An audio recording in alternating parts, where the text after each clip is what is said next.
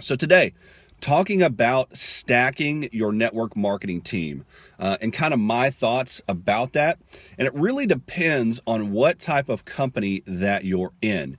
You may be in a unilateral company, maybe a bilateral company. You may be in a matrix type company. It really just depends on the type of company that you're in. But there are a couple of things that I want you to keep in mind when it comes to stacking in your business. And basically, what stacking is when, let's say, you sign up a distributor, and then 6 months later you sign up another distributor, but instead of placing that distributor under you, you place them under somebody in your team.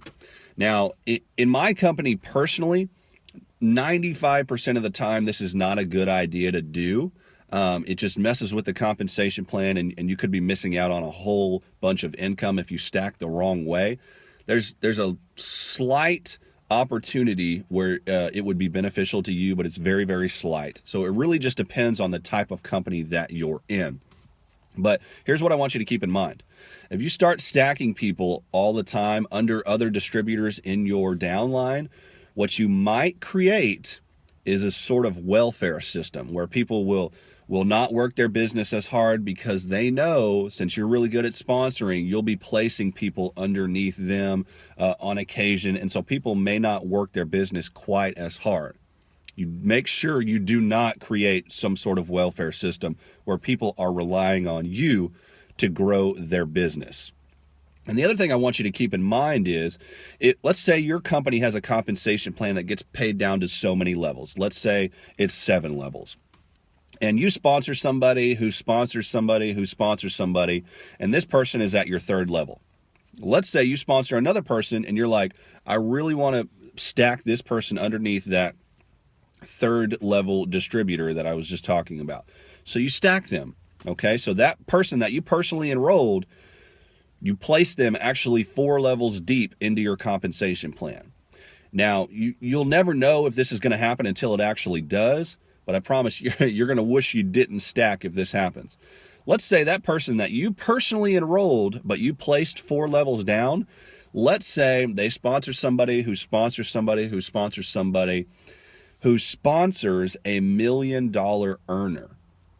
And if you had placed that person under you, because you personally enrolled them, they would have been at your level 5. And you would have gotten paid down 3 levels deep into their compensation plan. But since you placed them down, placed your personally sponsored consultant down to level 4, that pushes the $1 million earner all the way down to level 8.